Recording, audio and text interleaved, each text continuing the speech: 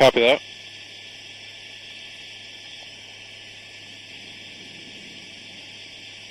Copy, 3 minutes away.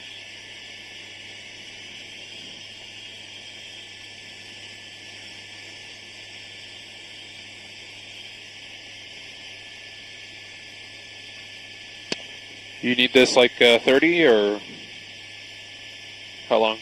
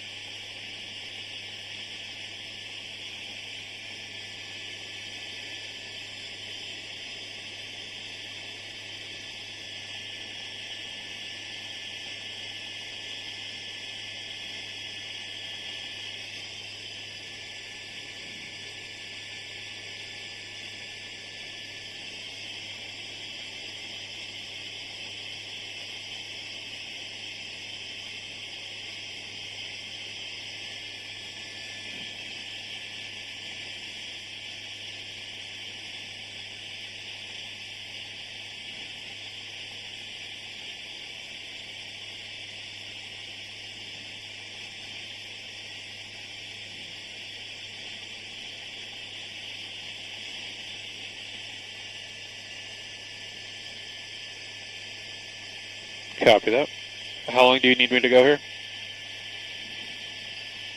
Okay, cool.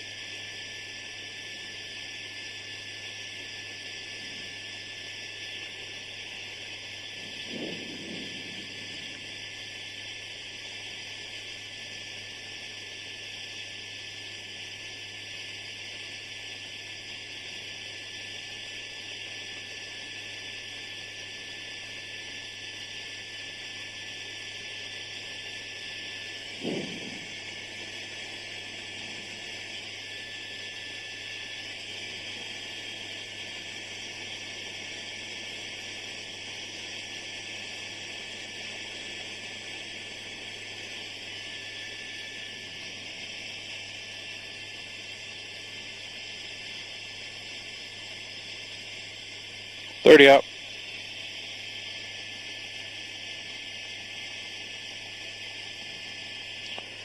Has Scott been using the return, Marcel? Oh, gotcha.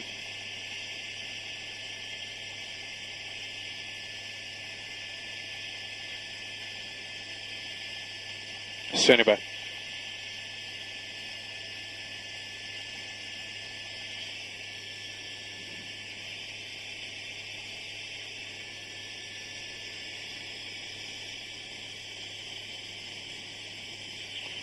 Well, John, you're looking at the burn scar from that Palisades fire, where we are being told there are a couple hot spots down in there that fire crews are keeping an eye on, but the majority of the fire activity has died down, and that's some really good news. They have helicopters on standby, though, water-dropping helicopters on standby in case any of those hot spots flare up, but overall some really good news to see here. Now, a lot of people have been asking, what happened to those super scooper planes?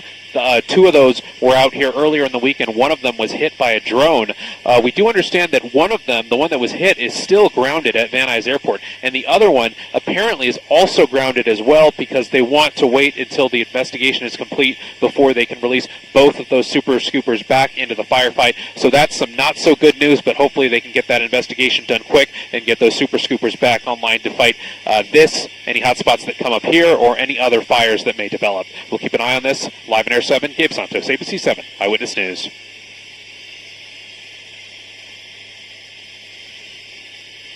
Thank you.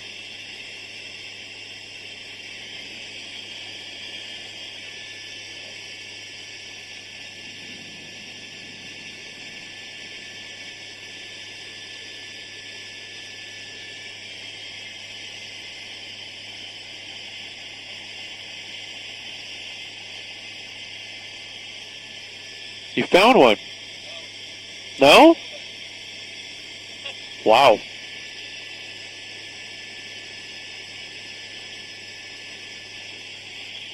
It's got to be hot under some of that ash, though. Yeah.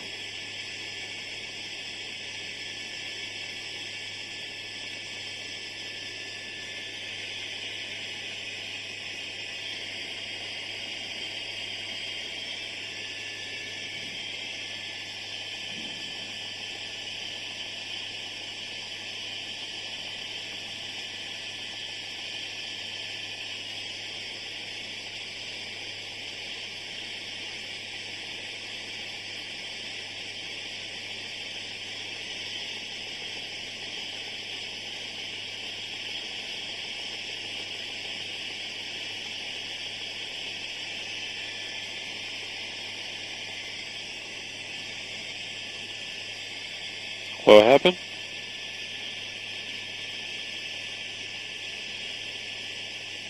Down on the other side, maybe?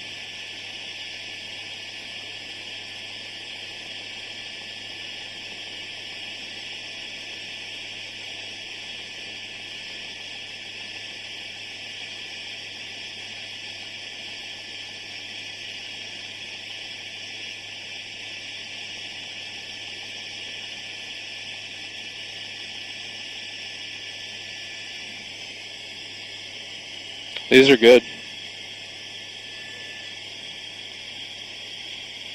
Yeah.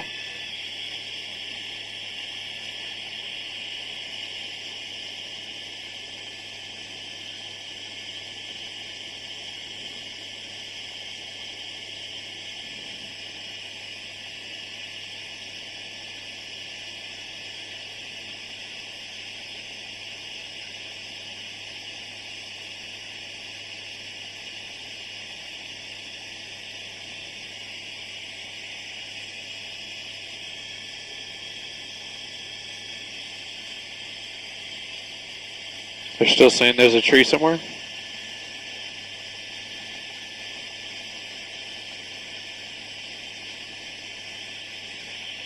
Oh, they're over... Oh, but they're over mid-city.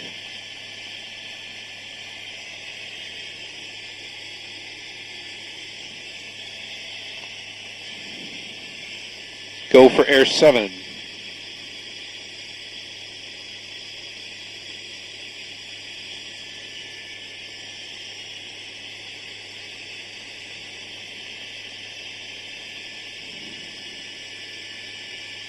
Copy that, so no hits in the 7.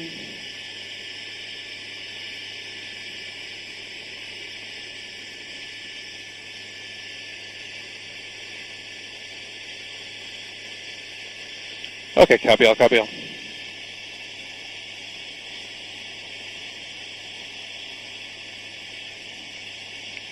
Was there an earthquake? 643.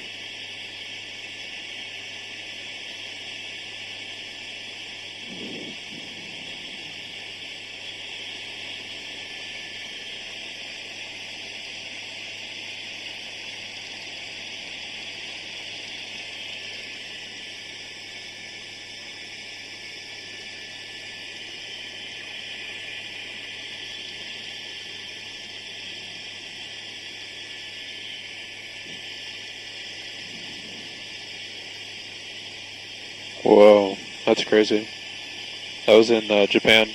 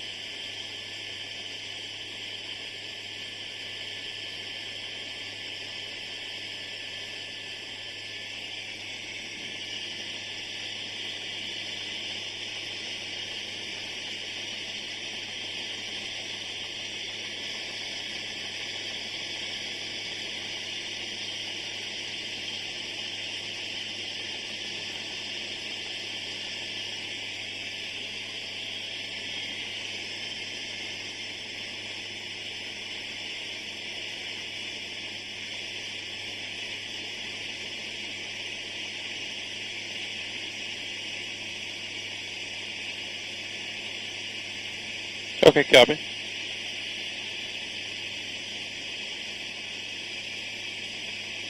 Copy that.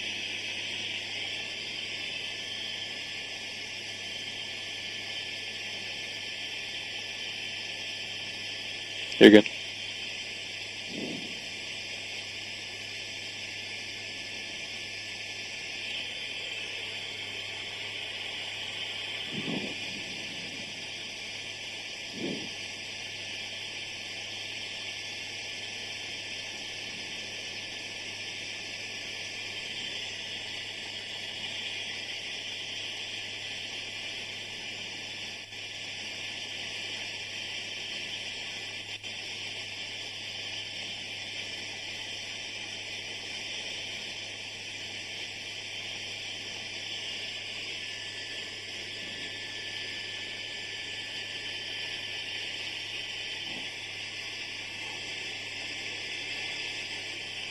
She's talking about pilot stuff.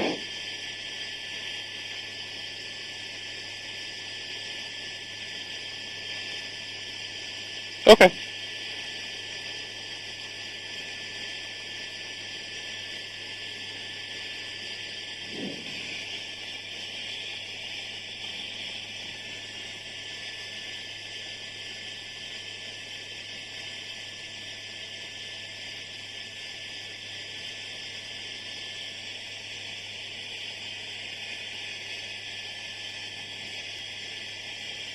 Copy that.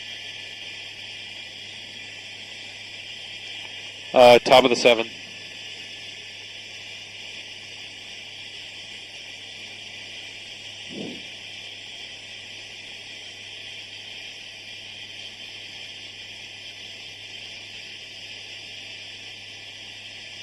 This morning?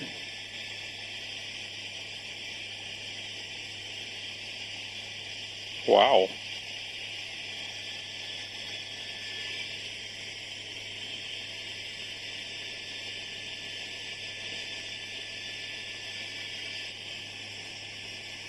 Did he call himself TV7?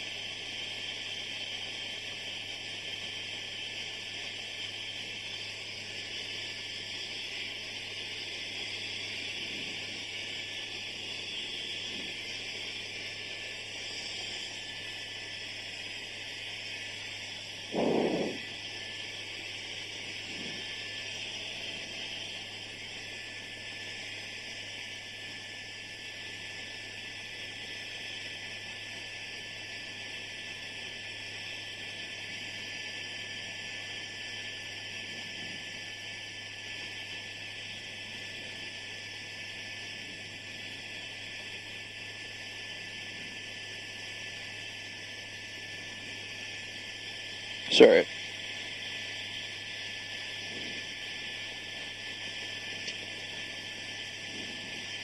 Could you imagine if we were in a 407? Could you imagine if we were in a 407? It'd be a well, when, yeah, well, yeah, that's true. Yeah.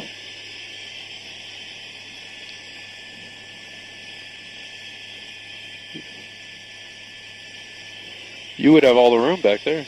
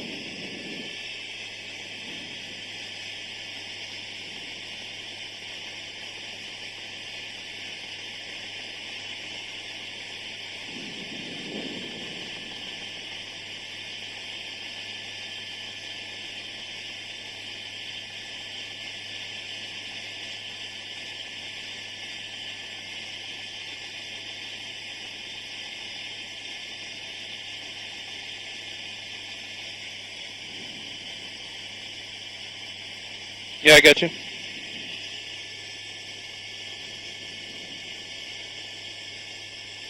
Okay.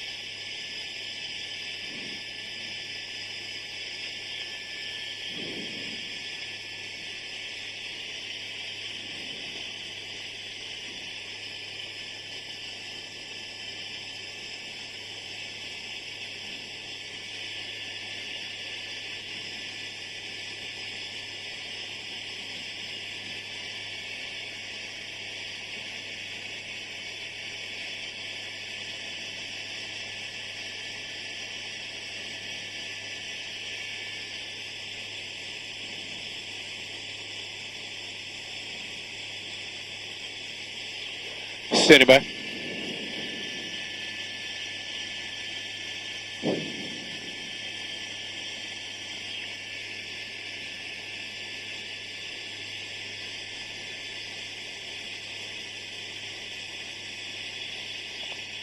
Yeah, so Leslie, we're getting our first look at the burn scar as sunrise happens here on this Monday morning, and you can see just the wide swath of land that has been burned from Mandeville Canyon all the way to Topanga Canyon, from Mulholland Drive to the coastline.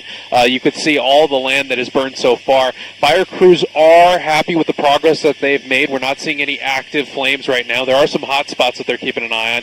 Now, a lot of people have been asking what happened to those super scoopers, the one that was hit by a drone earlier this week. Well, we do know that the one that was hit is in a hangar at Van Nuys Airport. It is undergoing an inspection, and it is the focus of an investigation. Now, the other super scooper, the one that was not hit, is also, we believe, grounded as well, pending the results of that investigation. So we're waiting on that, and hopefully those super scoopers can return to service pretty soon here now. That's a look over the Pacific Palisades and the Palisades fire. Live in Air 7, Gabe Santos, ABC 7 Eyewitness News.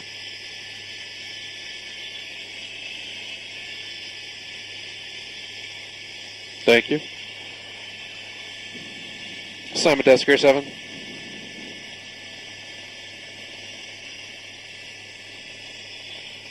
Did our hit at 7, just confirming we're cleared to base, back up at 8.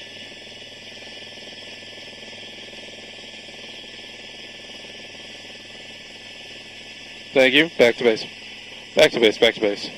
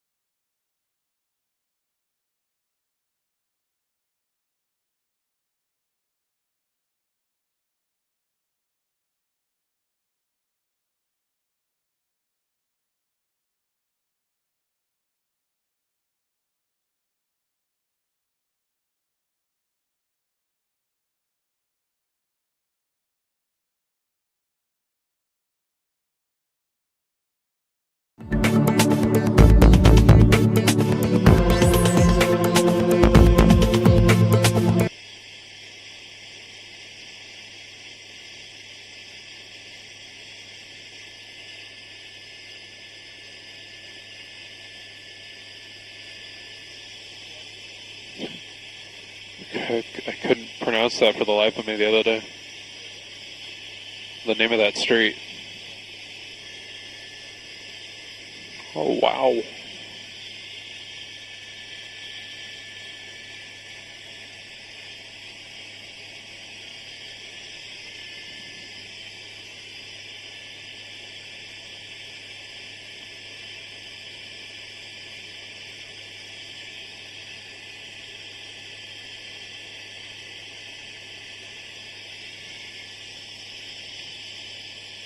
Not going to need this.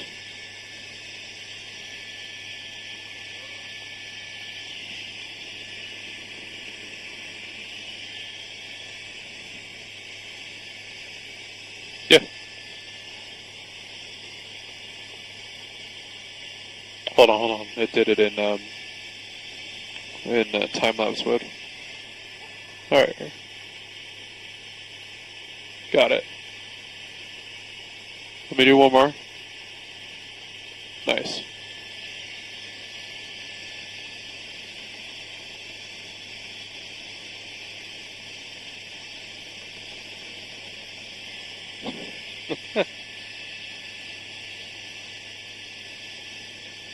Yeah. Should be proud.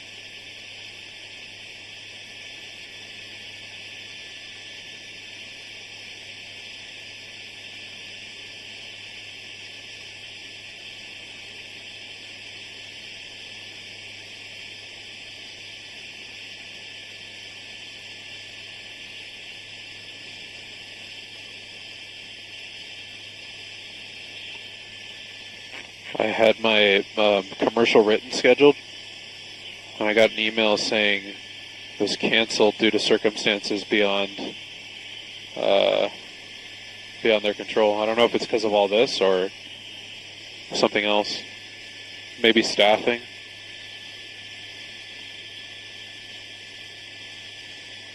So I got to reschedule that now. I needed more time anyway.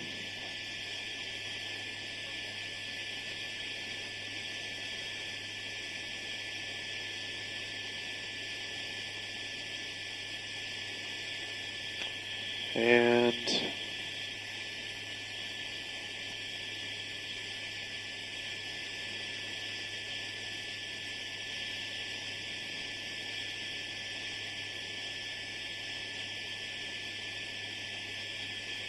looks like this is on now.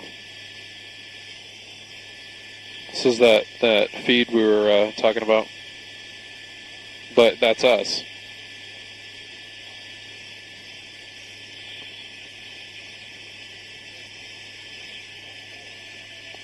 No. Some international, but they're trying to figure out how to turn it off.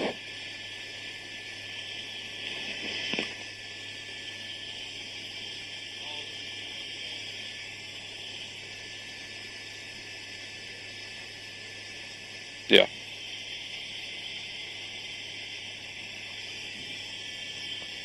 You're not showing the Eden fire.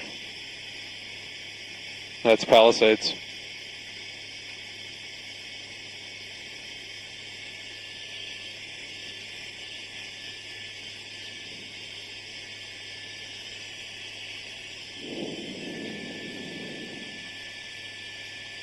It's pretty close to live.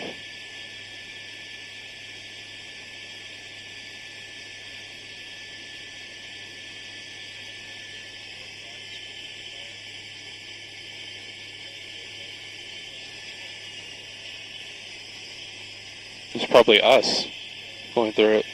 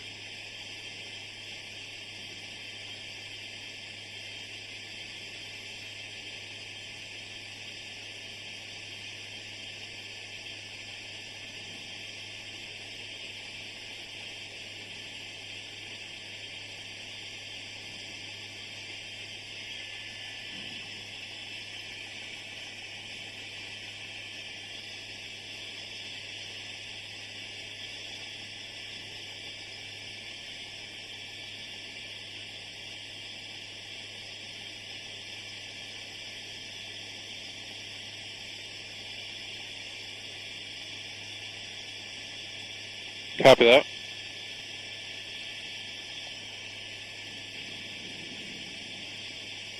Copy, 3 minutes away.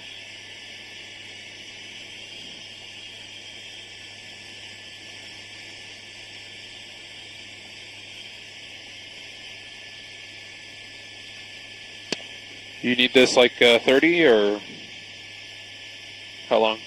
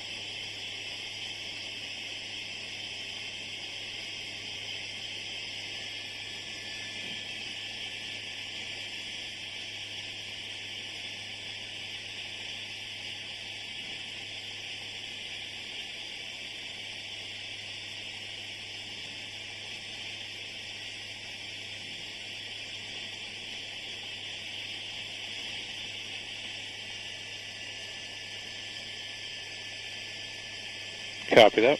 How long do you need me to go here? Okay, cool.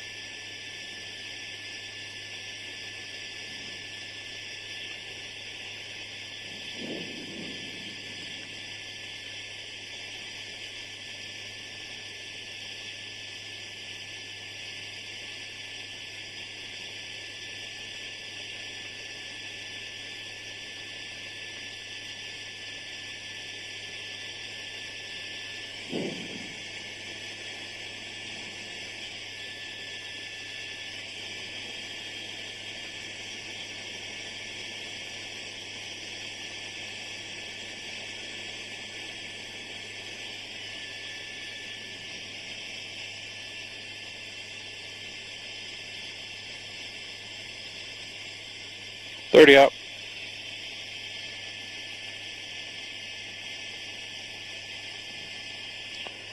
Has Scott been using the return, Marcel? Oh, gotcha.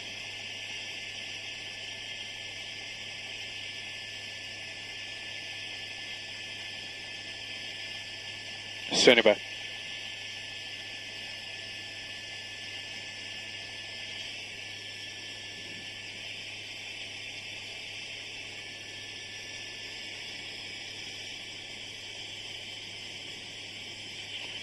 Well, John, you're looking at the burn scar from that Palisades fire, where we are being told there are a couple hot spots down in there that fire crews are keeping an eye on, but the majority of the fire activity has died down, and that's some really good news. They have helicopters on standby, though, water-dropping helicopters on standby in case any of those hot spots flare up, but overall some really good news to see here. Now, a lot of people have been asking, what happened to those super scooper planes?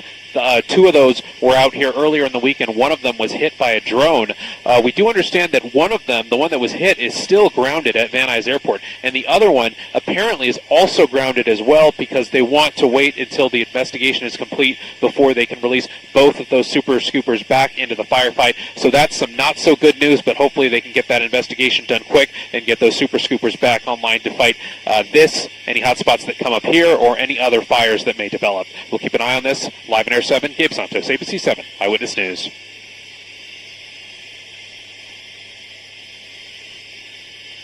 Thank you.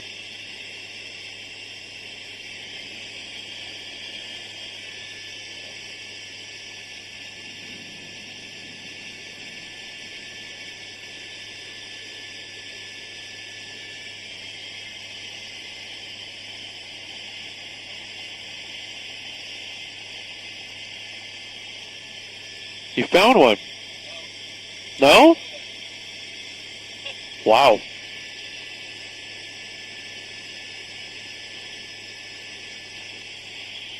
It's got to be hot under some of that ash, though. Yeah.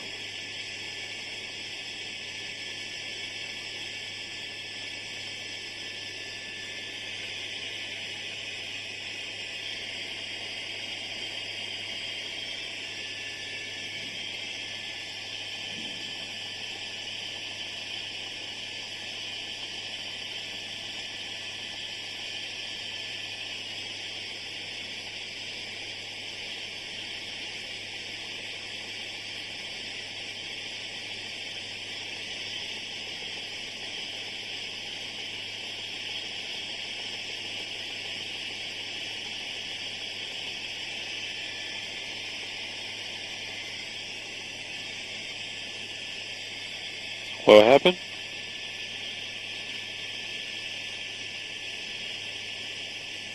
Down on the other side, maybe?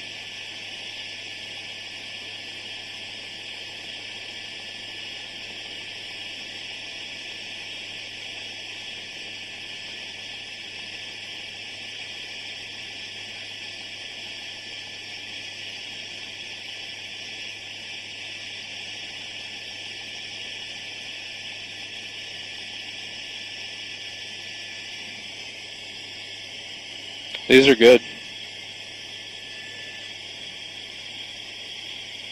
Yeah.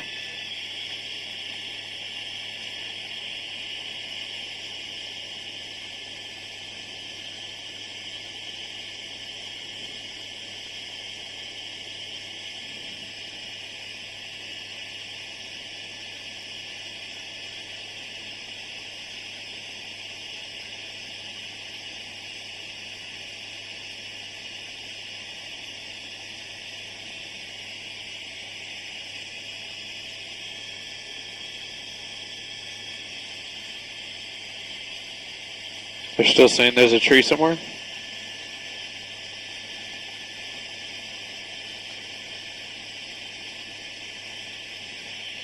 Oh, they're over... Oh, but they're over mid-city.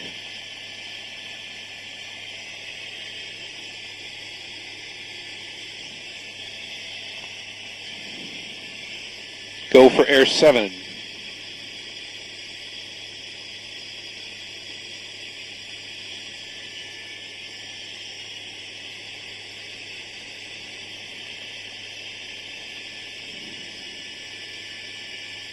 Copy that. So no hits in the 7.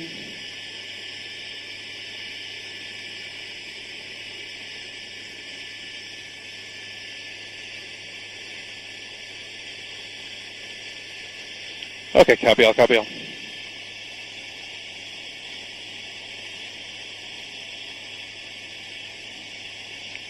Was there an earthquake? 643.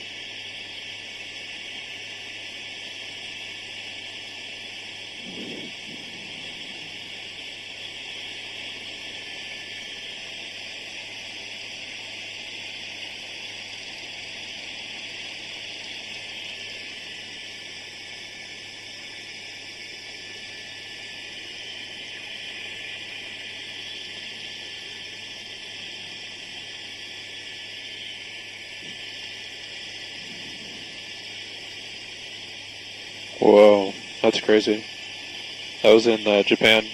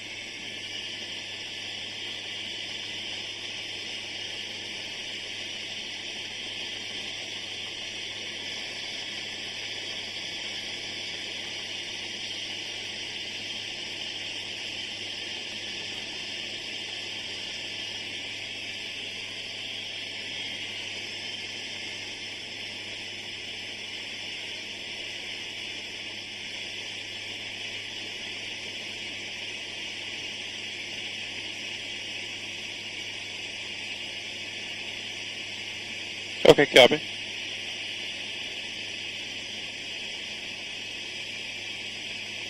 Copy that.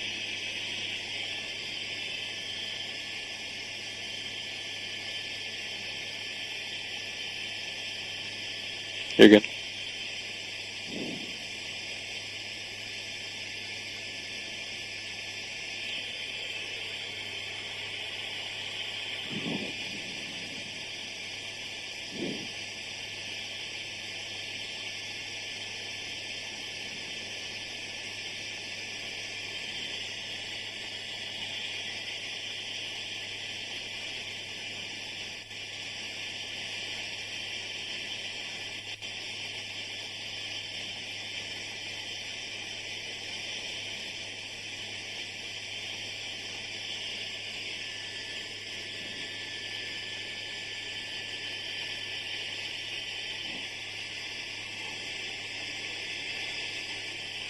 She's talking about pilot stuff.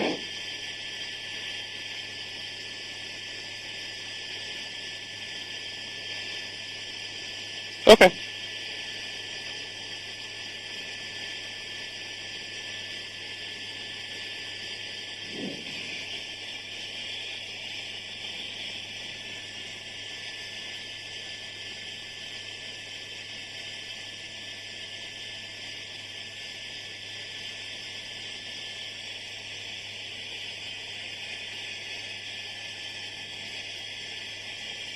Copy that.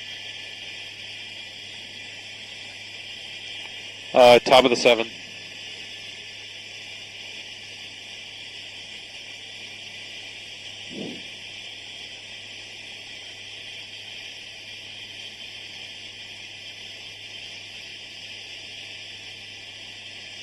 This morning?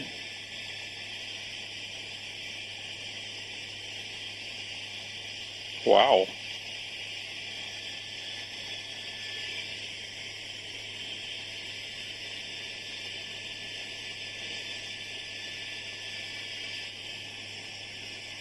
Did he call himself TV7?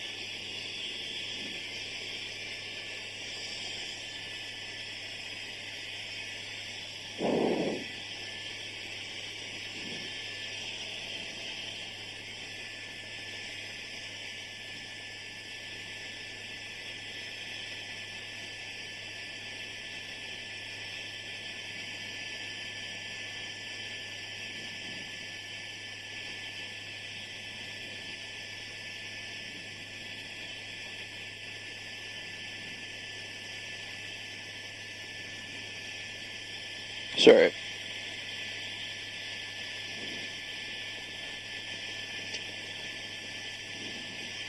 Could you imagine if we were in a 407? Could you imagine if we were in a 407?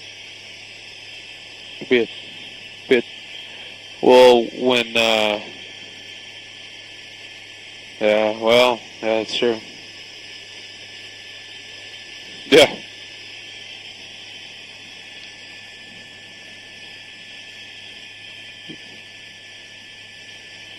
You would have all the room back there.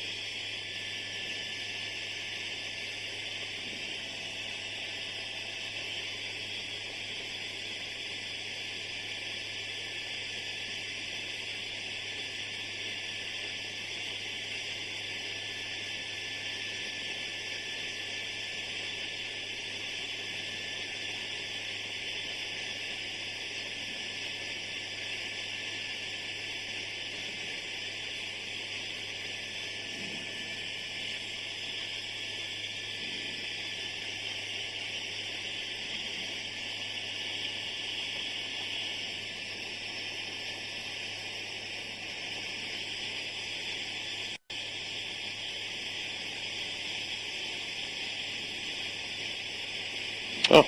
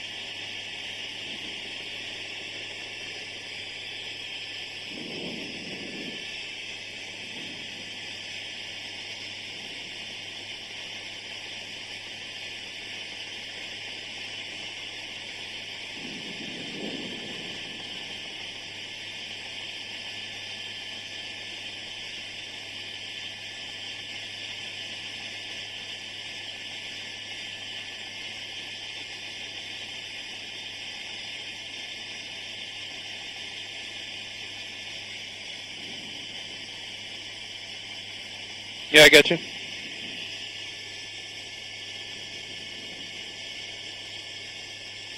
Okay.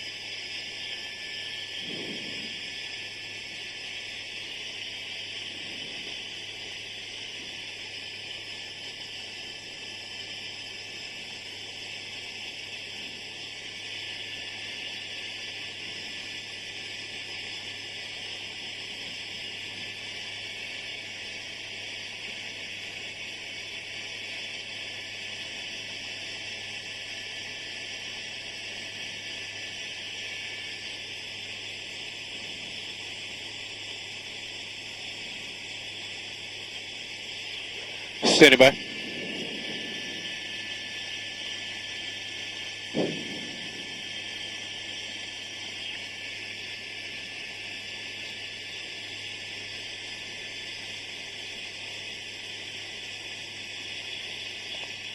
Yes, Leslie, we're getting our first look at the burn scar as sunrise happens here on this Monday morning, and you can see just the wide swath of land that has been burned from Mandeville Canyon all the way to Topanga Canyon, from Mulholland Drive to the coastline.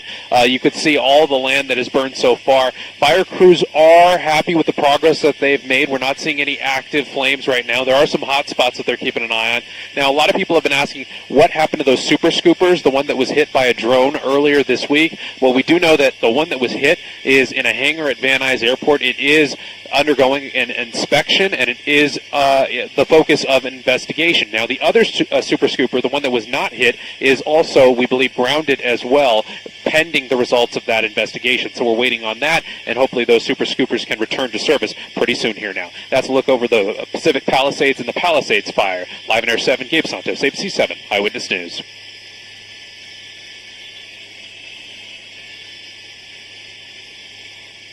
Thank you. Simon Desker, 7.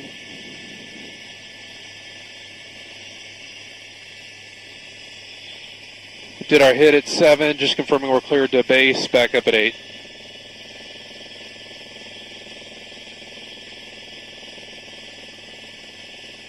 Thank you, back to base. Back to base, back to base.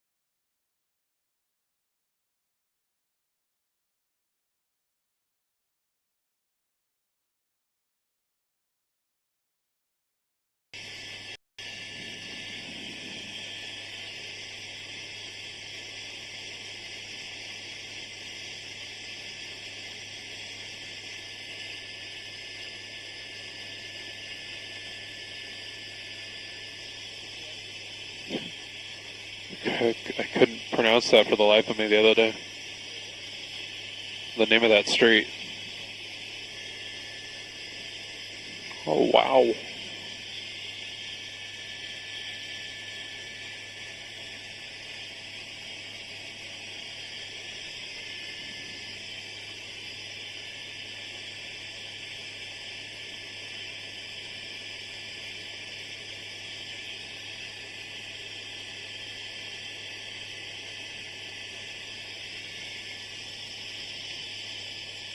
Not going to need this.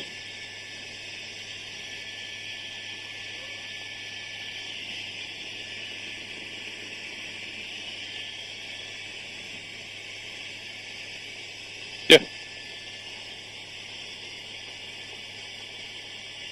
Hold on. It did it in time-lapse mode. Alright. Got it. Let me do one more. Nice.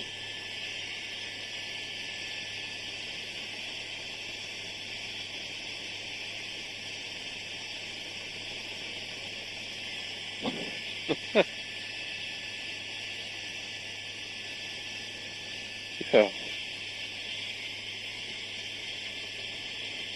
Should be proud.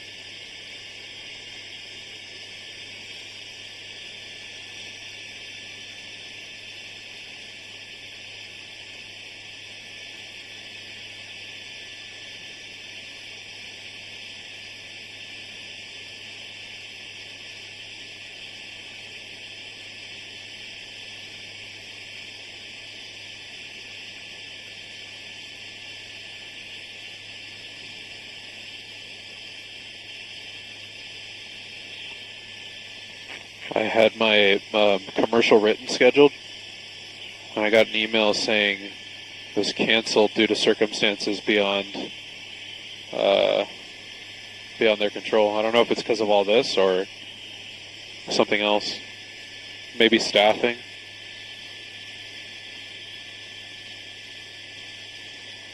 So I got to reschedule that now. I needed more time anyway. 117 acres with 27% containment. We know that over 7,000 structures are damaged or destroyed. And we have 3,155 firefighting personnel assigned to the incident. 16% of our damage inspections for dwellings have been completed. Looks like this is on now. And we're working on a process to allow residents in the affected areas to be able to go online to view their home if it has been damaged or destroyed. We know that elevated critical fire weather conditions will continue through Wednesday. The Los Angeles County Fire Department is prepared. These winds, combined with low relative humidities and low fuel moistures, will keep the fire threat in Los Angeles County very high.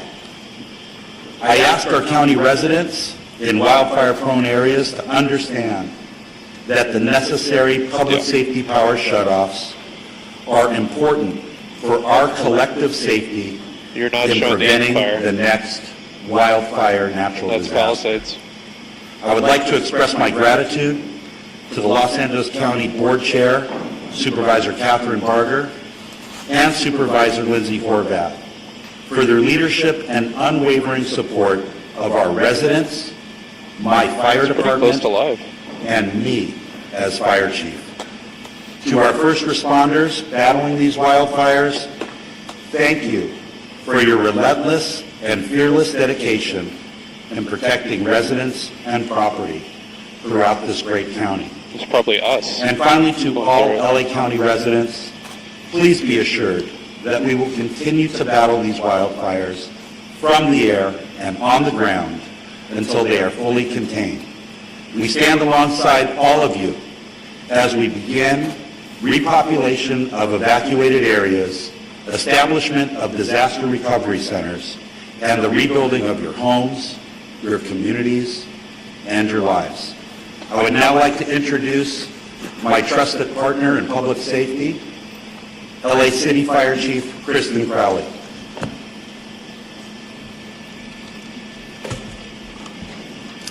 Good morning, everyone, and thank you, Chief. Here we are, so good morning. Yesterday, I spent the day in the Palisades community and visited a number of our fire stations, Fire Station 23 and Fire Station 69, and had the opportunity to talk with our members who were the first on scene at the Palisades fire. Even without running water, gas, or electricity, your LAFD firefighters are doing everything they can to help the community. Although it was devastating to see firsthand the destruction of this fire, it is tremendously uplifting to see the outpour of support from all over Los Angeles region. There are donations of food, water, supplies, literally spilling over and out into our local fire stations that have become hubs for all of us to grieve, to have a warm meal, and to also gather together and support one another. Your LAFD firefighters and everybody involved in these active fire incidences will continue to work relentlessly around the clock. I will now provide a brief update on the 2 active fires that are burning within the city of Los Angeles. Palisades Fire. Air and ground crews worked tirelessly overnight with favorable wind conditions to prevent further spread into the Mandeville Canyon area. The fire is currently at 23,707 acres with 4,720 personnel that are assigned with 11% containment. Evacuation orders and warnings remain in place. I know this is incredibly frustrating, but I would like to understand it. I'd like to express and explain the why. Why our residents are not allowed to come back into that area. There are still active fires that are burning within the Palisades area, making it extremely, extremely dangerous for the public. There's no power, there's no water, there's broken gas lines, and we have unstable structures. The first responders are working as quickly as possible to ensure that it is safe for you to return into your communities. Canine search teams have been deployed to assist with our recovery efforts. The Hearst Fire. I'm extremely pleased to report that this fire has been held to 799 acres and is now 89% contained with over 300 firefighters assigned. Now today, strong north to northeast winds gusts are up to 50 miles per hour with low humidity will be observed. A red flag warning is in effect and will remain until 6 p.m. Wednesday evening.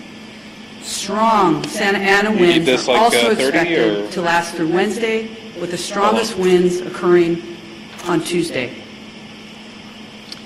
With the next wave of wind events, I want to be very, very clear here. It's very important that the community understands that these wind events are coming into Los Angeles. I want to reassure you that Mayor Bass, Chief McDonald, and I are united and focused on exactly what we need to do to prepare the city with these next strong winds that are coming. Every available LAFD firefighter is on hand and will remain in place through this wind event. Additionally, firefighters continue to pour into Southern California region to bolster our firefighting capabilities. Next, I'd like to introduce LA County Sheriff Luna. Thank you. Good morning. I'd like to start off with talking about staffing. We've increased our LA County Deputy Sheriff staffing to about 1,200 personnel, and that probably will continue to grow. Many of them are on 12-hour shifts, which means 12 on, 12 off. They're working incredibly hard. They have been assigned close to 1,500 missions, and that a lot of work, a lot of good work that's still continuing. The missions continue to include hard road closures, traffic control points, roving security, welfare checks, evacuations as needed, requested by fire, and at times, when able to, escorts for essential services and need. We also have assigned at least 60 California Highway Patrol officers split up for us, some at the Eaton Fire location, others at the Palisades location, I personally like to thank Commissioner Sean DeRee, who I will be meeting with. He's coming down here to thank him for his incredible help. National Guard deployment is still at approximately 400. They're assisting the following agencies: the Los Angeles County Sheriff's Department, the Los Angeles Police Department, the California Highway Patrol, Pasadena, Santa Monica, Arcadia, Azusa, and Sierra Madre. Yesterday, I submitted additional requests for more National Guard assistance, specifically to the Los Angeles Police Department and the LA County Sheriff's Department. So I'm hoping that you'll see additional National Guard personnel arriving today. I will be meeting with one of their very high-ranking executives later today. Evacuations for the Palisades and Eaton fires. These numbers are for both county and city area. They have dropped in the last couple of days, which is some good news, but as you hear, it's still a very fluid situation, and that could change, so be aware of that. We're at approximately 105,000 well, John, you're looking at the burn scar from that Palisades fire, where we are being told there are a couple hot spots down in there that fire crews are keeping an eye on, but the majority of the fire activity has died down, and that's really good news. They have helicopters on standby, though, water-dropping helicopters on standby, in case any of those hot spots flare up, but overall, some really good news to see here. Now, a lot of people have been asking, what happened to those super scooper planes? Two of those were out here earlier in the week, and one of them was hit by a drone. We do understand that one of them, the one that was hit, is still grounded at Van Nuys Airport, and the other one apparently is also grounded as well, because they want to wait until the investigation is complete before they can release both those super scoopers back into the firefight. So that's some not so good news, but hopefully they can get that investigation done quick and get those super scoopers back online to fight any hot spots that come up here or any other fires that may develop. We'll keep an eye on this. Live in our 7 Gibbs on CNBC 7 Eyewitness News. Safe.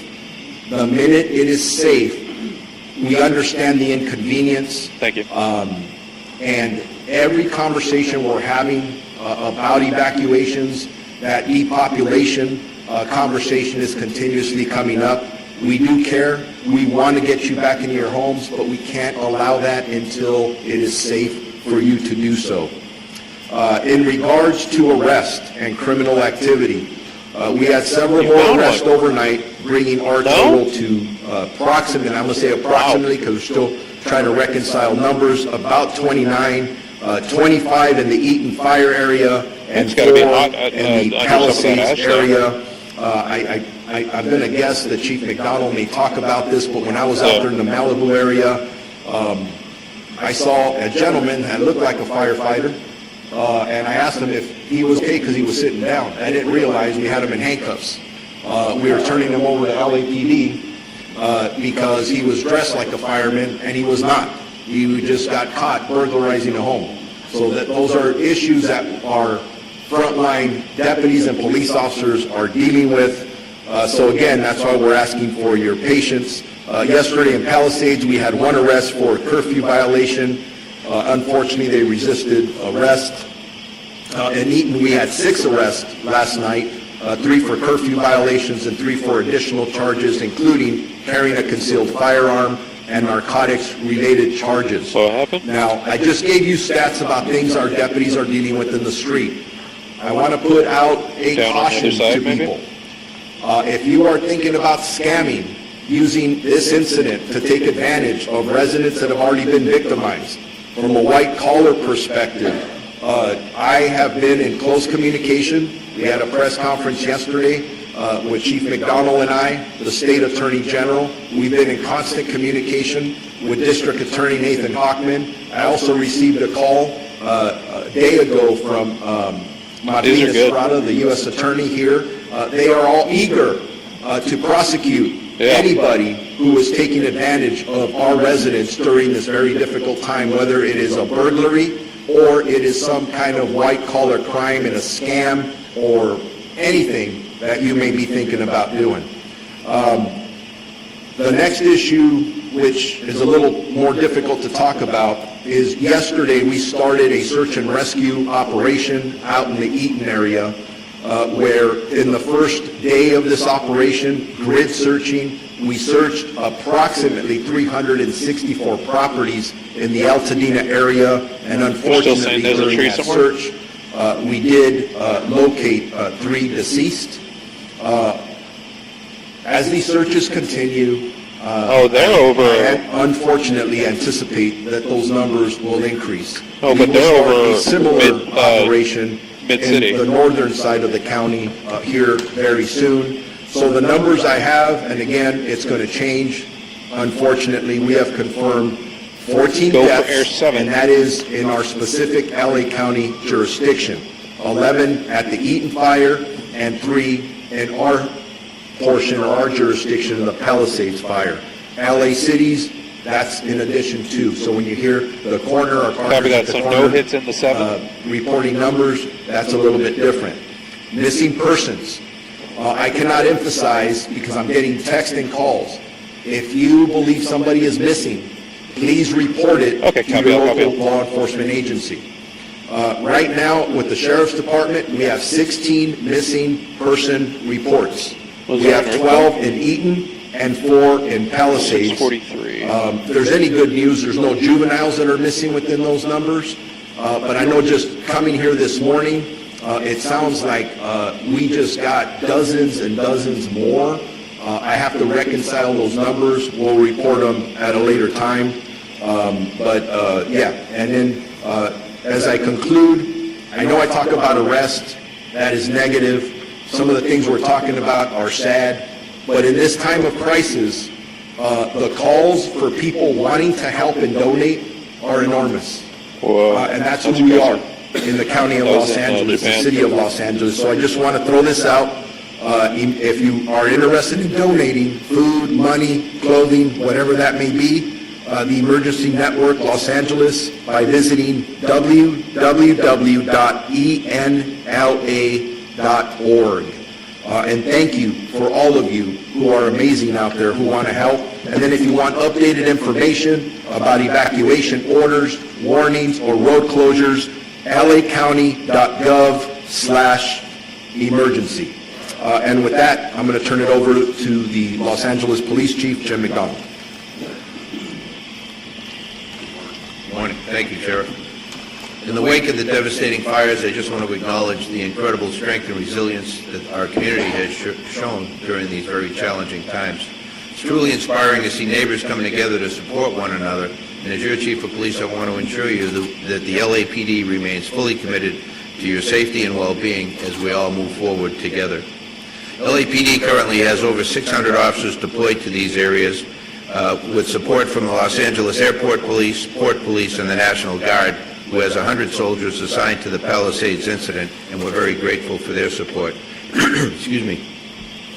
I want to just touch on, during the evacuation at the early stages, thousands of people fled their homes without notice and without much of anything but the clothes on their back. Traumatic experience, certainly, for everybody involved. We tried to be as compassionate as we could be by putting together escorts that provided limited access for people to get into the area very deliberately and be able to retrieve medication or pets in some cases. What we found was that was successful for those who we were able to accommodate, but the numbers became overwhelming. There was frustration, there were long waits to be able to do it, and we still tried to facilitate it, although we weren't able to do that for everyone. Today we need to suspend that practice effective immediately. We have search operations now beginning.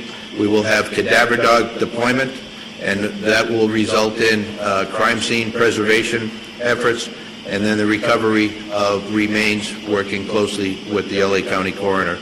Tomorrow winds will be picking up, as you heard, further, complicating our efforts and creating an additional fire danger. And so the atmosphere is very continuously changing. We have to adapt to the conditions that are presented to us, and in this case, this is a modification that some will have difficulty with, and I apologize for that. We recognize the importance of protecting fire-affected areas, not just from the physical dangers left behind, but also from those who might exploit this tragedy. To that end, our officers are conducting increased patrols in the areas impacted by the fires. Identifying the cause of these fires is critically important. In conjunction with our partner agencies and led by the Bureau of Alcohol, Tobacco, and Firearms, we've created the Los Angeles Regional Wildfire Investigative Task Force, who's actively working to identify the cause of the Palisades fire and ultimately all of the fires that we have experienced. LAPD is still enforcing a curfew in Los Angeles city areas where mandatory evacuations are still in place. Last night we made an arrest for an individual who violated that curfew order. As Sheriff Luna referred to the night before, there were 3 individuals in a vehicle. They were stopped.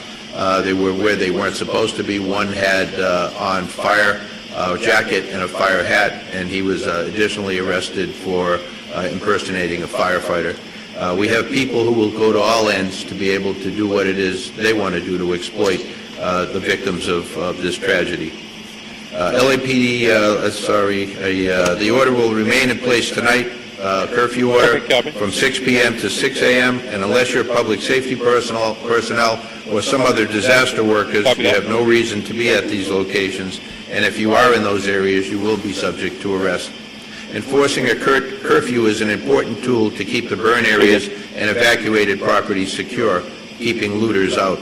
This effort also helps protect public safety personnel who are operating in darkness in very difficult conditions. And as you heard previously, the threat there from gas lines, from electricity, down power lines, and many other, not to mention the toxic environment that exists in that area due to the fire that burned plastics and different types of composite material. We all know what the long-term effects of exposure to that can be. I won't go in here to the scams, and the sheriff referred to that, but there are a lot of scams. I would ask that for those of you looking to donate to fire victims, do so with caution. Before contributing, take time to thoroughly research the charity or organization that you're considering. Reputable groups will have clear information about their mission and proven track records. Websites like Charity Navigator and the Better Business Bureau are excellent resources to help verify their legitimacy.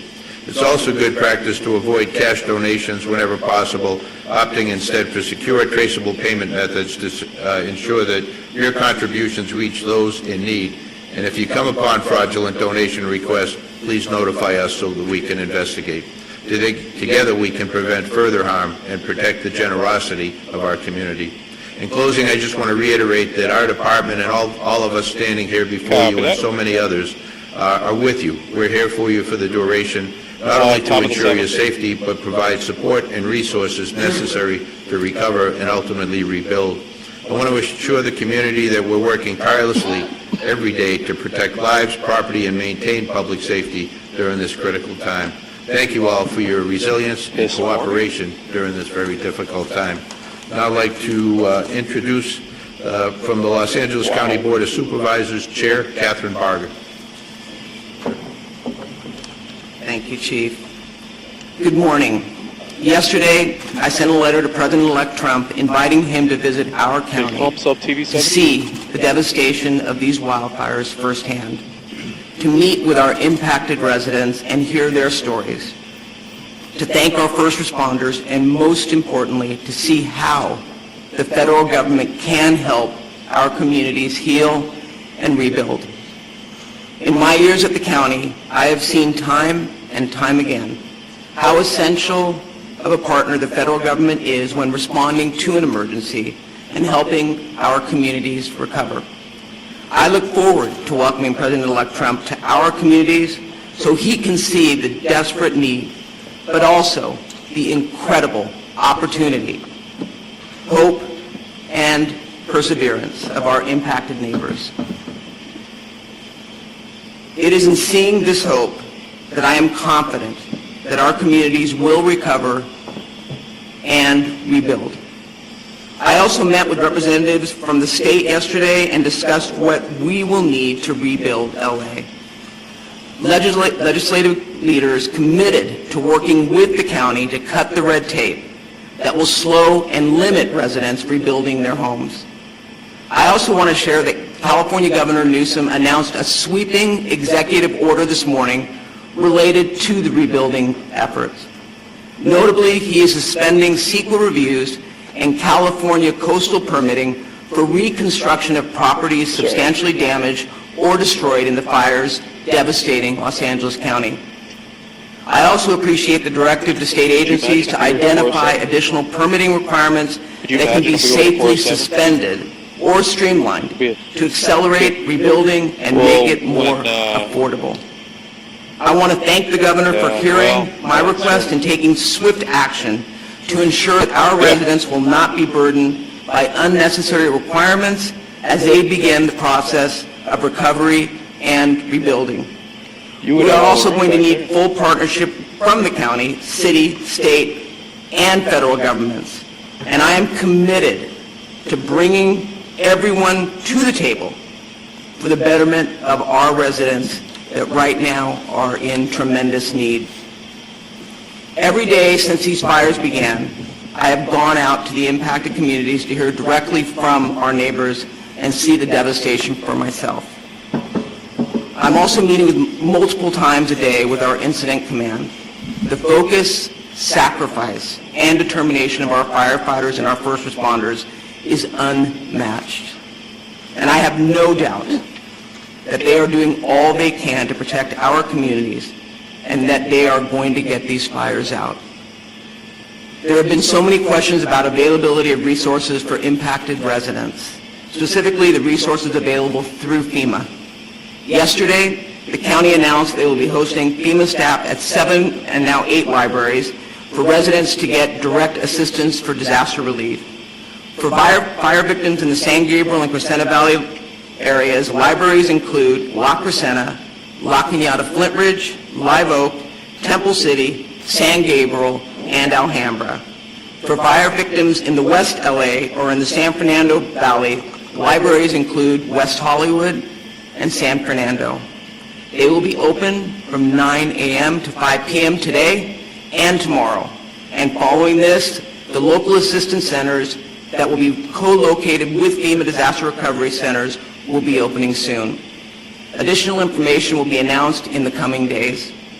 While fighting the fires remains our top priority, we are rapidly deploying resources to ensure that the displaced residents have access to the resources they need in the short and the long term. My commitment to these that are impacted is simple. I'm going to see this through with you. We will not let up using every resource to fight existing fires. Displaced residents will be served to the highest level as we address your housing, welfare, health care, and economics needs. I met a couple yesterday who lost their home, and the business burned down and he lost his job, and they have no insurance. People are suffering. And when we rebuild, I can assure you that the county will lead the restoration of neighborhoods that are safe, prosperous, and reflect the beautiful and loving community that has always stood there. With that, I'd like to introduce the City of Los Angeles Mayor Karen Bass. Good morning, everyone, and thank you, Supervisor, and let me assure you that you will have a full partner in the City of Los Angeles. Yesterday, I was at the Hearst Command Post in Sylmar, and it was an example of our heroic first responders. The department, the Deputy Chief, Jamie Moore, is an example of one of those heroic first responders. I received an in-depth briefing about the fires, the successes, and the upcoming threats. Also met with many volunteers. It was very inspirational to be there and to see groups of people coming up the entire time I was there, delivering all sorts of supplies for the first responders. It was an example to me of the spirit of our city and how we need to continue to... The same trend, persistent north-northeast wind through the day and through the night. Yeah, I got you. 117 acres with 33% containment. We gained no acreage yesterday, which is a very good thing. We know that over 7,000 structures are damaged or destroyed, and we have 3,408 firefighting personnel assigned to the incident. 26% of our damage inspections for dwellings have been completed. Impacted residents may visit recovery.lacounty.gov to view preliminary maps showing damage assessments. Please note that the preliminary maps have been posted and are being updated daily. If there is not a color icon on your address, it means the building has not yet been inspected. Severe fire weather conditions will continue through Wednesday. Please be assured that all fire departments and all law enforcement agencies in the area will be prepared. The anticipated winds, combined with low humidities and low fuel moistures, will keep the fire threat in all of Los Angeles County critical. I ask all Los Angeles County residents in wildfire-prone areas to understand that the necessary public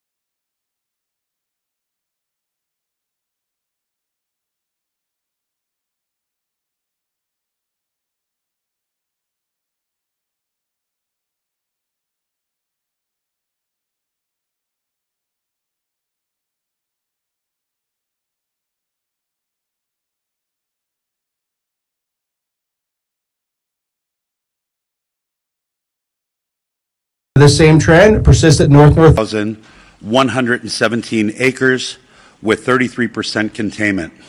We gained no acreage yesterday, which is a very good thing.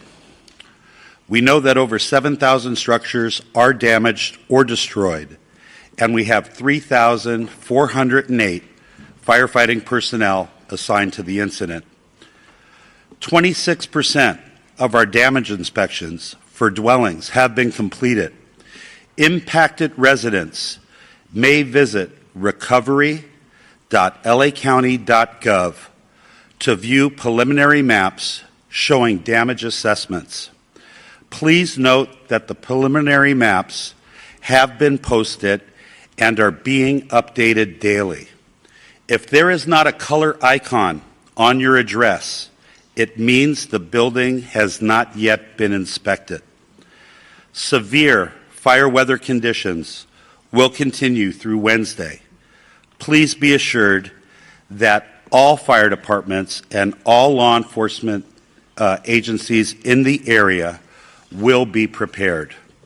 The anticipated winds, combined with low humidities and low fuel moistures, will keep the fire threat in all of Los Angeles County critical. I ask all Los Angeles County residents in wildfire-prone areas to understand that the necessary public safety power shutoffs are important for our collective safety in preventing the next wildfire natural disaster. I did want to dispel one rumor. The LA County Fire Department has never turned down any offers for mutual aid assistance and resources. Repopulation will not occur until all areas are safe. Additionally, our CL-415 Super Scooper that was damaged because of a drone incursion is reportedly going to be flying tomorrow morning. It has been repaired, and we're waiting for the FAA to give us approval to fly again. Thank you to Board Chair Supervisor Catherine Barger and Supervisor Lindsay Horvath for your unwavering leadership and continued support throughout this unprecedented disaster. And finally, to all the Los Angeles County residents affected by this catastrophe, please be assured your firefighters continue to work towards full containment of these wildfires from the air and on the ground. We stand alongside each of you as you begin the repopulation of evacuated areas when safe and the rebuilding of your homes, your communities, and your lives. Thank you.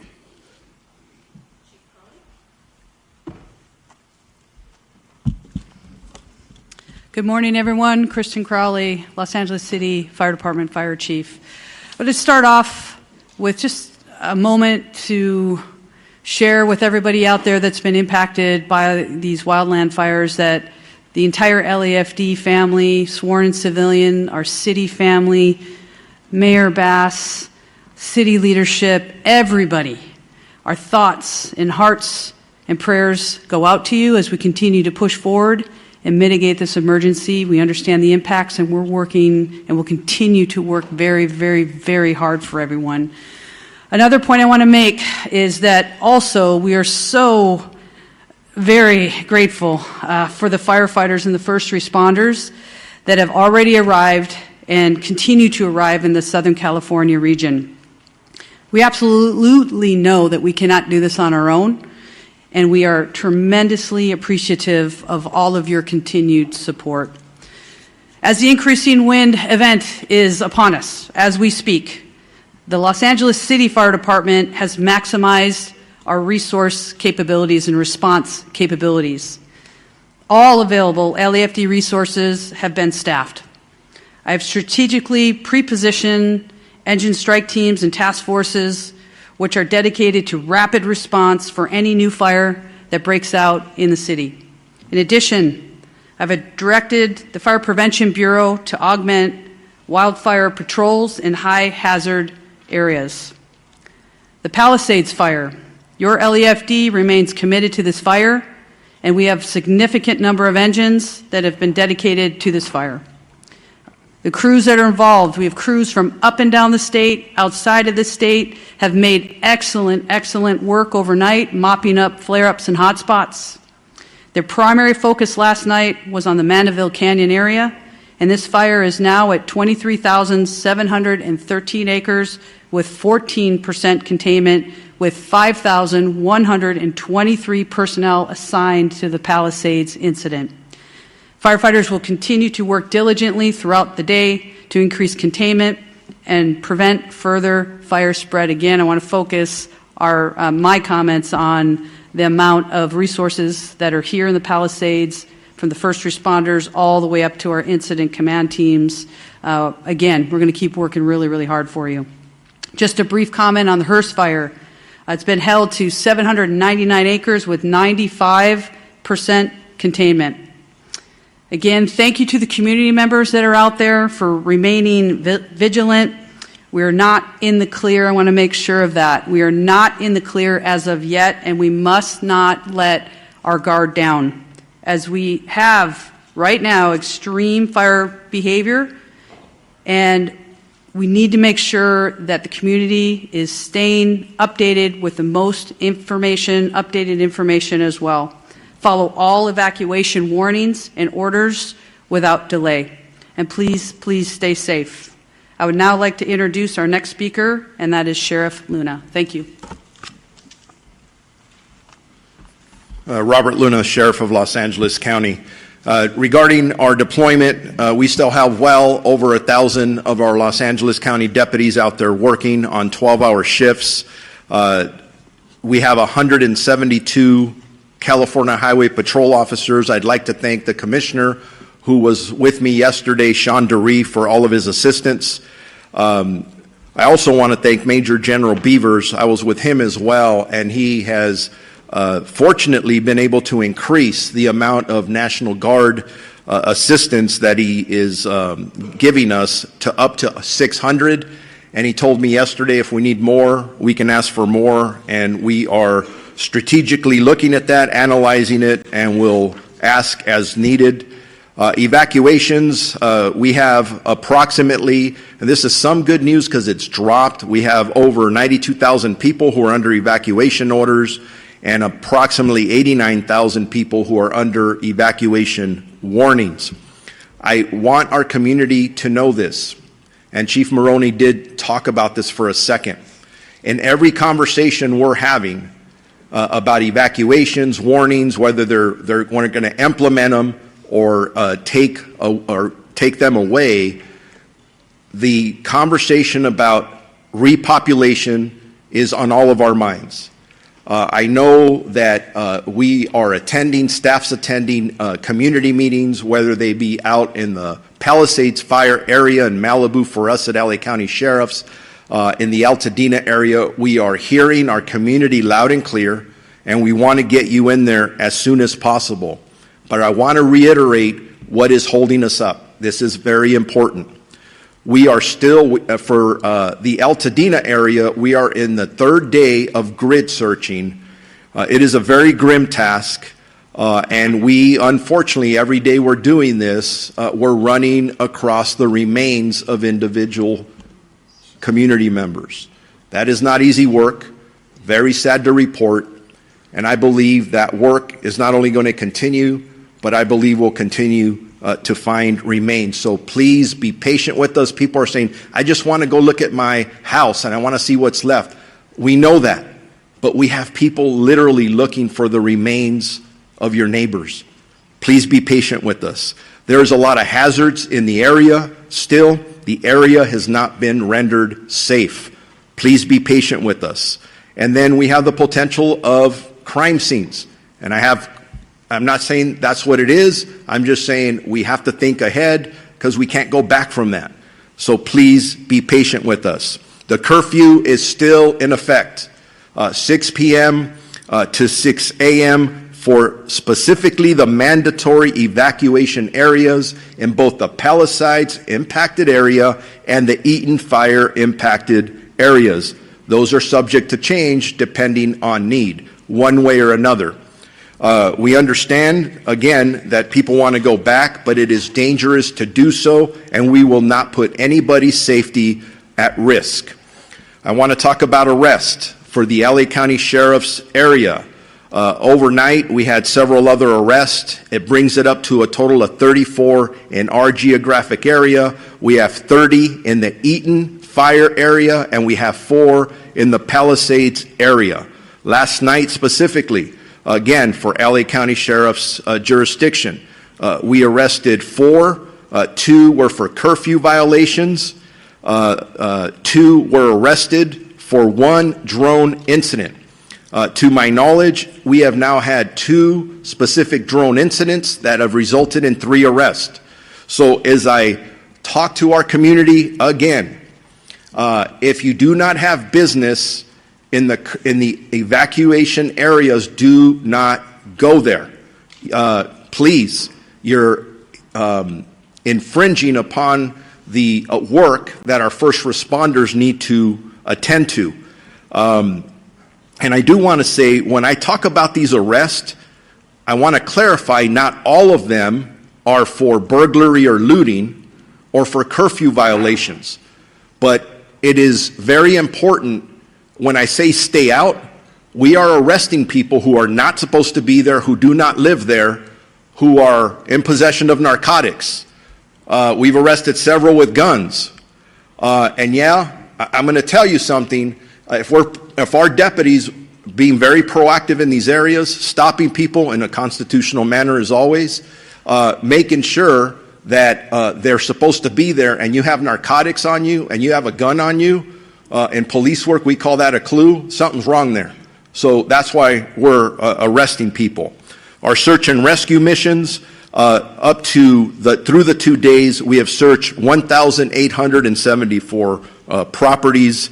In regards to deaths, and again, I want to clarify, this is for the Los Angeles County area of responsibility. We have confirmed 21 deaths, 16 in the Eaton Fire area, and 5 in the Palisades area.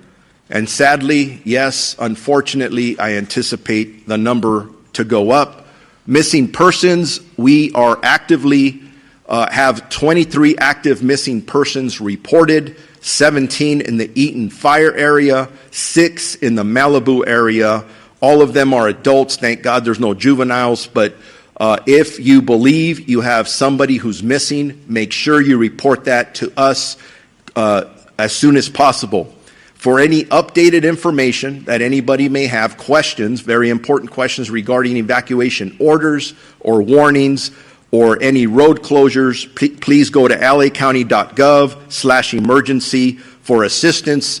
The American Red Cross is doing an amazing job. Please contact them.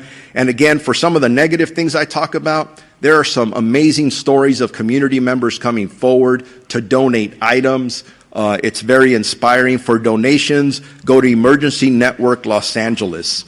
And now it's my pleasure to introduce Assistant Chief Dominic Choi from the Los Angeles Police Department. Okay, good morning. I want to start by just assuring everybody that our primary focus still remains the safety and well-being of our residents. These fires have caused significant disruptions, but we are working tirelessly with our partners to protect lives, property, and secure critical infrastructure. So as of this morning, LAPD has in the city 266 officers deployed to the Palisades fire. We also have support from our National Guard partners who have deployed 200 soldiers assigned to the incident. We're very grateful for their support. We also have dedicated resource investigating our missing persons reported. So at this time, as of this morning, 6 a.m., we have a total of 26 people reported missing in the city of Los Angeles. 17 of those individuals have been located safely. 9 of the 9 remaining, 2 most likely were found in the fires deceased, but they haven't been positively identified by a coroner's office yet, so those are still waiting to be identified. 1 individual, we believe, is located safely in a shelter, but that person, we're waiting for confirmation on that. There are 6 that remain unaccounted for, and we're diligently trying to identify and locate these people. So in total, in the city of Los Angeles, since Tuesday when these fires occurred, we have 3 fatalities. Again, 2 were found in the fires, and 1 was a burn victim that was transported earlier this week to a hospital. That person later passed away. If you want to make a missing persons report, you can do so either in person or over the phone. You can call any one of our 21 geographic stations and make that report, or you can call our missing persons investigation unit directly. I'm going to give you the number. It's 213-996-1800 and select option 3. That telephone is manned 24 hours a day currently. As of this morning, the city of Los Angeles, related to the fires, has a total of 14 arrests, 3 for curfew, 1 for impersonating a firefighter, 1 for possession of burglary tools, 4 for burglary, 1 for DUI, 1 for felony vandalism, and 3 for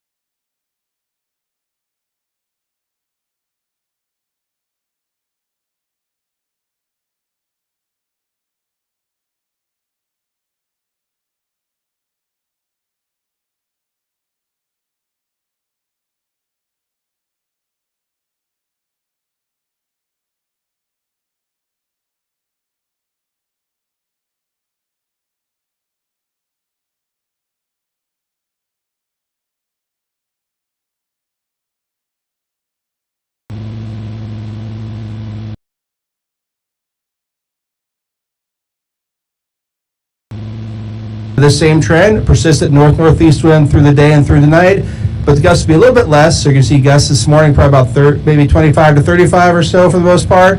Diminish a little bit this afternoon, then start picking up again this evening and overnight tonight. And so by tomorrow morning, lower elevations, again, gusts probably around the 30 to 50 mile an hour range. And one thing to note is across the fire, you're going to see your strongest winds across branch 7.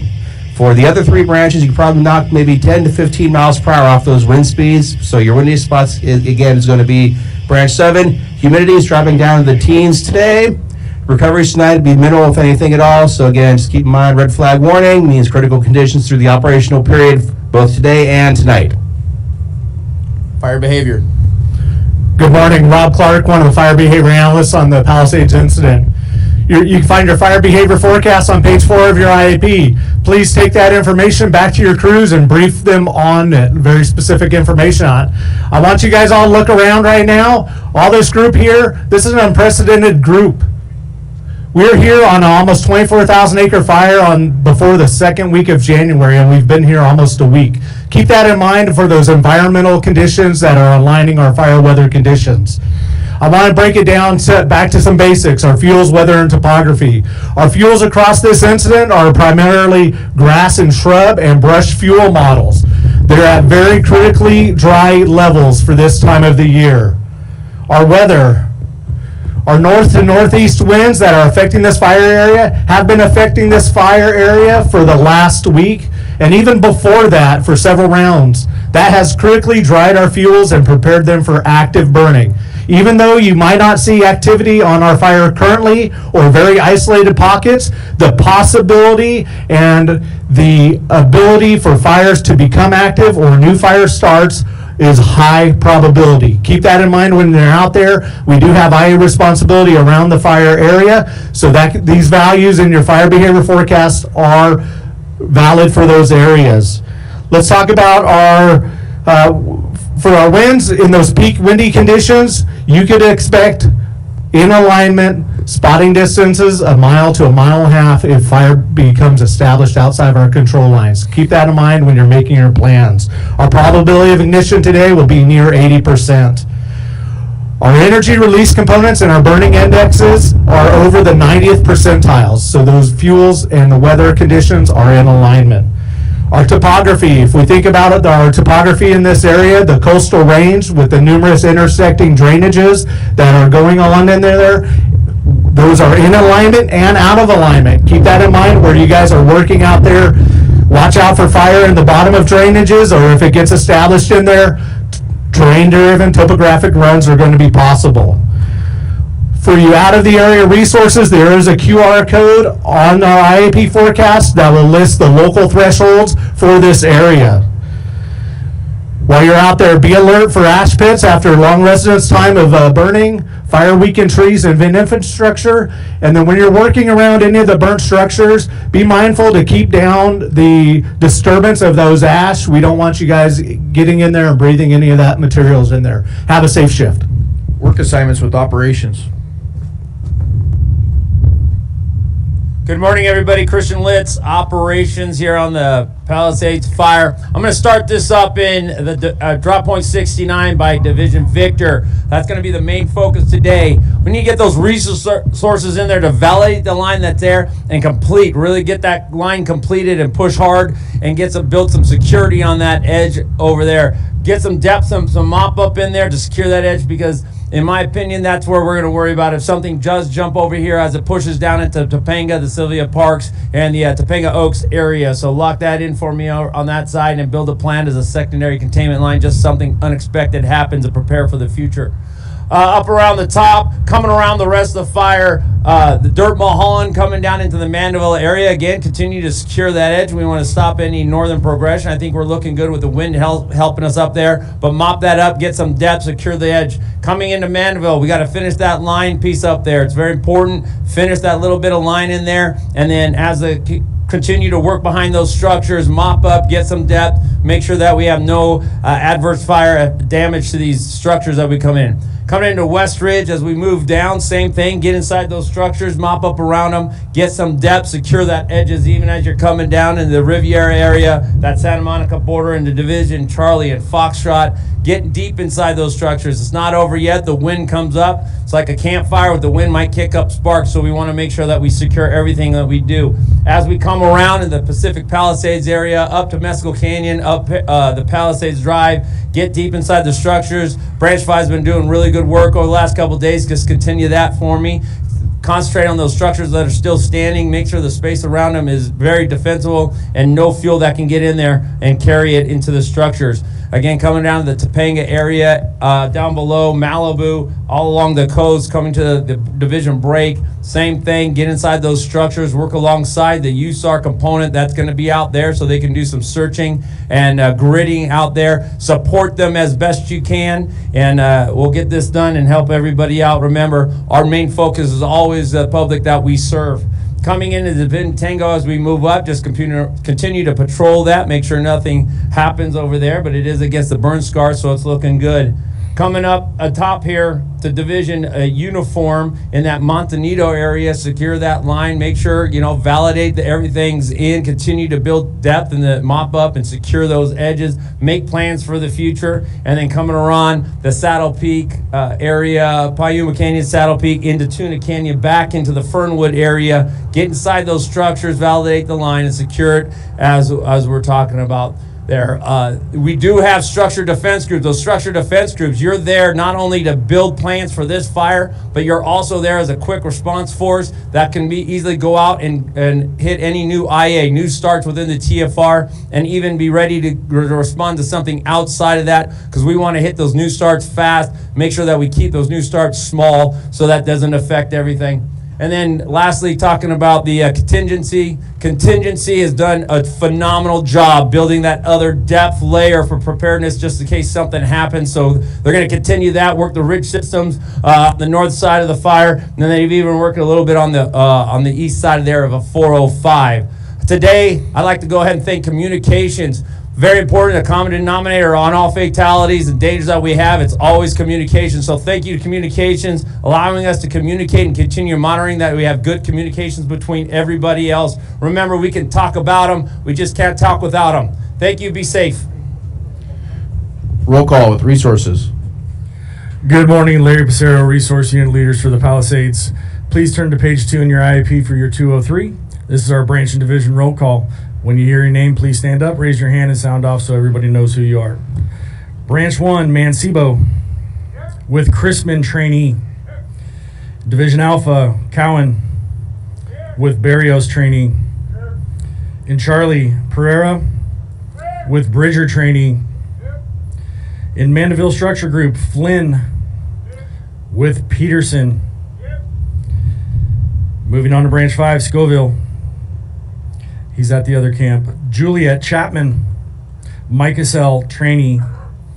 In Division Mike, we're going to have Cassone with Watson, trainee.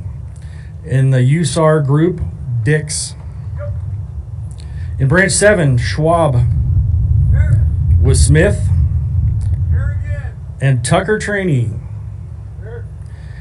Division Papa, Long. In Tango, we have Thomas. In Union, Velasquez with Maitri, trainee. And in Victor, Hernandez with Montoya, trainee. Topanga Structure Group, Asadas with Markley, trainee. In Branch 10, we have Bontrager with Milton, trainee. In Yankee, we have Chapman with Ruanu, trainee. And in Zulu, Schmidt with Scott, trainee, and Tafoya, trainee. Encino Structure Group, Vickers with Wilson, trainee. In our contingency group, Matthews with Orneas, trainee. And in our West contingency, Peterson with Renendez. And in our East contingency, Didi with Todashini. Thanks and have a good shift. Air operations. Good morning, everybody. Byron Vance, Team 2 Air Operations. For you guys today, we have over 40 helicopters assigned to this incident out of Camarillo to support you. as well as 10 additional helicopters that will be conducting night operations. We have a large contingency of fixed-wing aircraft as well, including 8 C-130s from the National Guard and 2 DC-10 very large air tankers to support you. What that means is it's extremely important that everybody monitors that air-to-ground frequency, maintain your situational awareness, know where those aircraft are working, and clear the line. We'll also be conducting UAS operations today in Branch 7 and Division Charlie. Have a great day. Medical. Good morning. Fred DeAquisto, Medical Unit Leader for the Palisades incident. You can find today's medical plan on page 37 of your IAP. Please review this with all your personnel all the way down to the lowest level. I can't stress enough how important it is for everybody to understand how this works and the procedure to follow and all of the information we need to get from you. Everybody's been good so far about getting us information when the incidents have occurred on the line, so please keep up that good work and review those 2 boxes at the bottom of that medical plan. Those are the most important parts. The procedure on the left is a flow chart of how to make that happen, and then the information on the box on the right is everything we need to get for you. I have peer support set up in a yurt tent just past Calumet, going to the west along the outside of Trailer Row on the beach. Please see them if you need to speak with them and feel the need to sit and talk with somebody. It's very important to take care of yourself. Additionally, Calumet is here. As I mentioned, they're along the beach as well. Please see them for any medical needs or any medical supplies you need for today. Chapstick, sunscreen, all those things, they have them all. Come see them if you need. If you have any questions, feel free to contact me in Trailer Row or the number at the bottom of the IAP. Have a safe shift. Communications. Good morning, Susan Perez, Communications Unit Leader for the Palisades incident. If you'll turn to pages 38 and 39 in your IAP, you'll find today's 205. The frequencies on this 205 are the only frequencies authorized to be used by personnel on this incident. Please check your radios to be sure that you're up to date on your radio clone. The most current version is Palis E2 and Palis W2. And lastly, there will be radio techs available in both the Zuma Beach and Malibu camps to assist with cloning, equipment checkout, and radio repairs. Thank you. Safety. Good morning, Nate LaRusso, Palisades Safety. I'd like to point out the safety products in your IAP on pages 5-6, and we'll have 10 safety officers on the line to support the operation. As we go into today, we want to talk about a couple things. First, we want to commend everyone on this incident for the exceptional safety record we have to date. Although we've had a bunch of minor injuries, we are still sitting at 0 significant injuries, so that is quite an accomplishment given the amount of work and the hazards that exist out on the line. Doesn't mean there's not still work to do. PPE, make sure you're using your eye protection and your hand protection when you're out on the line. A little speck of dust in your eye can ruin your day. If you're doing overhaul or mop up, putting your hand down in a hot ash pit without gloves on could ruin your day, potentially your career. Okay. As we go out there and you're working around structures, make sure you're using N95 masks, which are available in supply. Make sure your crews have those so that we prevent those short-term and long-term injuries. We don't want to take any of that stuff back in our lungs. We want to protect ourselves as much as possible. You're going to hear us sound like a broken record with driving because it still continues to be a problem. We have crews that are driving way too fast, blowing through stoplights that are out, blowing through stop signs. Please drive with all due regard and treat everybody else like they're going to hit you and be ready for an accident. If you just slow down a little bit, you make an exponential increase towards safety of yourself and others on the road. Okay. As we go out there today, we want to make sure that you are taking care of yourselves. Okay. We have lived in a state of readiness in Southern California for several months. This has been an unprecedented season. You've heard that over and over. Okay. When you live in that constant state of alert, the fatigue sets in, and it's immeasurable, and it will continue to get you later on in your careers. We have an exceptional peer support team that's here. Check in with them. We have a psychologist on the team. Go unpack some of that baggage now before you get home and have to unpack it with your family, with your wife. Make sure that you're leaving here clear-headed because we are not done with this fight. You have to stay engaged, you have to stay clear-headed, and you have to stay ready. Take advantage of the resources, take advantage of the help while it's here. Stay engaged, have a safe shift. Logistics. Good morning, Scott Irvine, Palisades Logistics. Just some logistics messages for today. We have fuel at the far end of camp. All branch 1 and 5 resources will be logistically supported out of the Malibu camp. Once again, go through your line leadership for all line orders so we get them on time. And once again, all the logistical support for branch 1 and 5 will be at the Malibu camp. Have a safe shift. Training specialist. Good morning, Jeremy Cernansky, Training Specialist. Just a quick few reminders for any trainees. Please make sure you come check in with us. Bring your initiated